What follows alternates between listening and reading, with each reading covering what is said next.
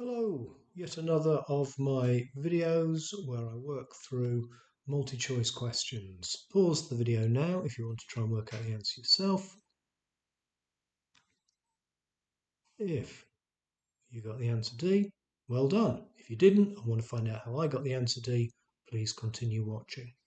So the graph shows how the gravitational potential, there's the gravitational potential, varies with a vertical distance from the surface of the planet. So here's our planet.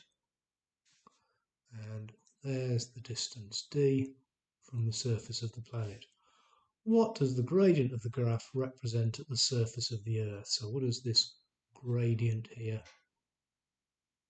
Oh, very badly drawn gradient. What does that gradient represent? Well, the gravitational field strength is given by gravitational constant, mass of the planet, over the distance squared from the centre of the planet, or from the centre of mass. The gravitational potential is equal to minus gravitational constant, mass of the planet, just over the distance. Now, for those of you who know maths, you will see that the differential of dv by dr is actually the same as g. Well, the differential of anything is the gradient.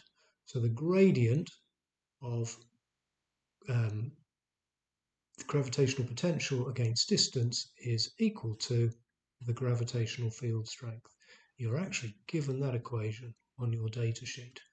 So the answer is the gradient equals the magnitude of the gravitational field strength. I hope that was useful. I hope you enjoyed watching it. Please watch more. Please give a like. Please recommend this to other people.